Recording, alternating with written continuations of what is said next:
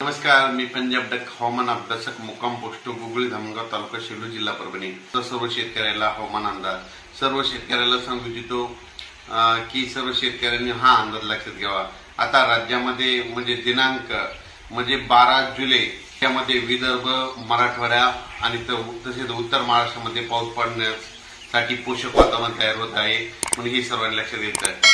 12 जुलैपासून ते 15 जुलैपर्यंत 12 जुलै 13, 14, 15 जुलैपर्यंत राज्यामध्ये भाग बदलत तुरळक ठिकाणी पाऊस पडणार आहे।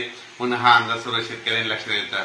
सर्व शेतकऱ्याला सांगू इच्छितो की ज्या भागामध्ये पाऊस पडला नाही त्या भागामध्ये हा पाऊस येईल व ज्यांची पेरणी राहिलेली असेल तर त्यांची पेरणी या पावसामध्ये होऊन जाईल।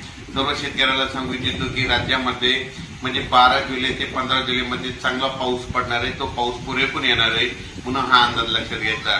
आणि सर्व शेतकऱ्यांनी एक गोष्ट लक्षात घ्यायची, त्यामध्ये परत पुन्हा 19 तारखेच्या नंतर 19 जुलैच्या नंतर परत पुन्हा पावसाचं वातावरण तयार होणार आहे।